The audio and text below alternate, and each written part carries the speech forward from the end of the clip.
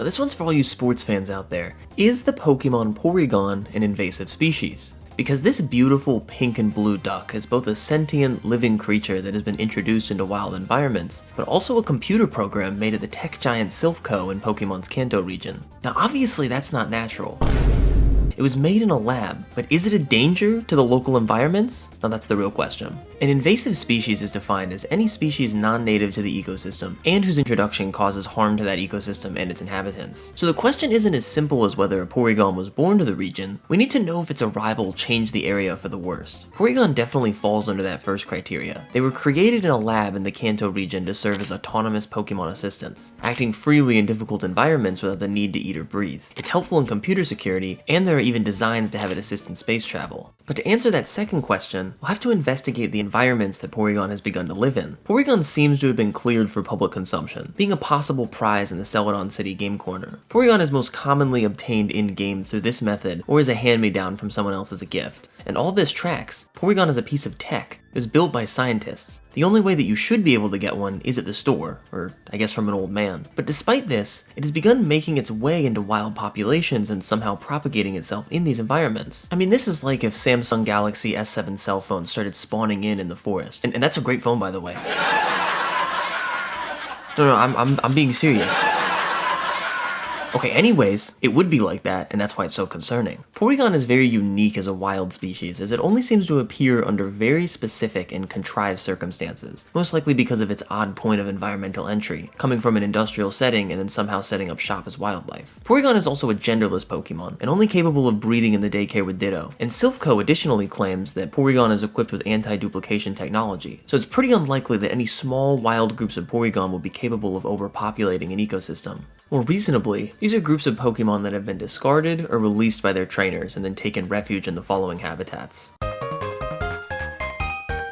There are 5 documented wild Porygon habitats in mainline Pokemon play. However, some of them are highly circumstantial and probably won't assist in the question. The strangest of these are found in Oras on certain Mirage Islands, and then in Legend Arceus' space-time distortions in the Crimson Mirelands. It's highly speculated upon that the rings and Mirage spots in Oras are a result of the meddling of the mythical Pokemon Hoopa, who wields some power over spatial manipulation, so I don't think any of these Pokemon are supposed to be here. And same goes for the space-time distortions in Arceus. These are anomalies of reality itself. But you know, if I'm going to be a total cutthroat about it, an ecological survey would most likely reveal that all of these brought-in Pokemon are invasive species. These are ungodly violations of time and space. But to me, that speaks more to Giratina and Hoopa being absolute fiends of the environment, more so than any crime of the individual Porygon.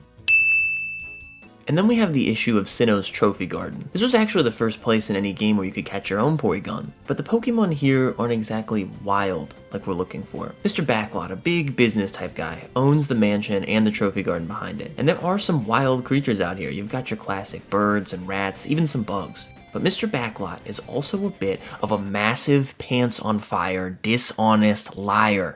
He's over here in his study, telling stories about the Pokemon out back that are simply untrue. And then once he tells these stories, his butler has to cover for him by using his massive capital to go and get that Pokemon and put it in the garden. He lies like this every day, and the Pokemon of the day stays in the garden for 48 hours. And who knows where they come from, but they don't stay for long. The shortness of this time frame, combined with how incredibly controlled this environment is, wouldn't allow for much environmental damage, if any. So the Porygon here are most likely fine.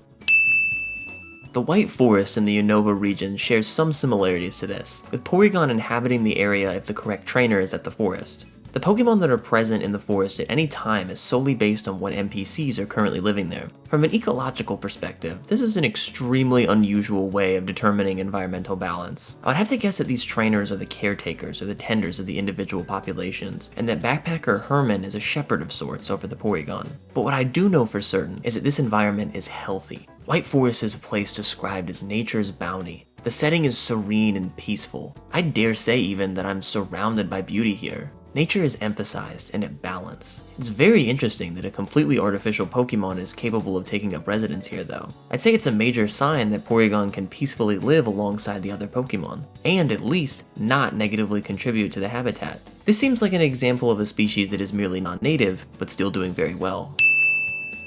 The last stop on our tour takes us to Route 7 in the Kanto region. This instance appears to be indicative of what the normal wild Porygon experience would be like. A grassy, wooded area next to a city with a very small population at the location. They are very rare and almost always have to be sought out, directly indicating that overpopulation is not a risk. The Porygon here were most likely discarded by trainers from the neighboring cities, and are now just doing their best in the nearby woods. All things considered, all the Porygon seem fine. But could they still pose a risk? They have no need to eat, drink, or even breathe, so there's no threat to resources. Overpopulation will probably never be a problem in their unique circumstances. They also seem to have an average temperament as well. So the only problem I can imagine at this point would come from them being artificial. Do they create electronic interference? Did they produce harmful radiation in any form? Do they leave technological waste? These are the pressing questions that Pokemon needs to answer. But seeing as Pokemon is unavailable for comment at this time, we will do our best to answer them. Porygon are not extremely large, and could most likely be classified as a form of a computer, perhaps with a few extra steps. It's incredibly likely that they produce an electromagnetic field for these reasons, but with contenders like Magnemite and Pikachu running around, this isn't going to be a problem in the Pokemon world. Arguably the biggest risk with wild Porygon is tech waste. Computers that are disposed of improperly can cause damage to water sources and soil health, depending on the components inside the computers. While Porygon can digitize itself, it also demonstrates that it has a physical form that can interact with the environment around it, and its components should be a subject of interest. While the creation of Porygon seems to be a strictly trade secret, the species and its makeup should still be monitored closely. This is especially important as Porygon was created in 1995, and while newer models do exist, the original still seems to be in production and may contain harmful metals that would need to be handled properly. Porygon that have entered the wild may contribute to environmental harm and pollution if not observed or regulated closely by the surrounding community. It would seem that with a shepherd or keeper in some form, like in the Trophy Garden or White Forest, Porygon can do fine as a member of a natural ecosystem. But if left to its own devices, wild Porygon have been shown to run amok and cause disturbances, like the out-of-place ones seen in Arceus. So they do have some risks, and that's why for this reason, I would like to conclude that Porygon is not an inherently invasive species, but has the capacity to become one. Its official classification will be that of non-native. So if those of you at home are aware of any Porygon in your local environments, don't be afraid. Just like all of us, all they need is some guidance and a helping hand to do their best.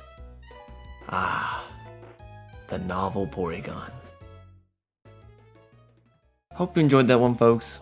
I don't usually appear in these, but I've got the Porygons on my shirt, I've got the plushie, and I needed to show all that stuff off, so here I am. Really hope you had a good time with this one. I love doing stuff like this, diving into these silly, ridiculous questions about games and giving them a real-world lens to think about. The next one will be serious, about Gen 3 specifically, I promise. It's on the way. Other than that, like the video if you liked it, leave a comment to voice your comments, subscribe even, watch another one. I got lots of good ones now. Hopefully I'll see you next time. Big stuff on the way, Droomish and Porygon, out.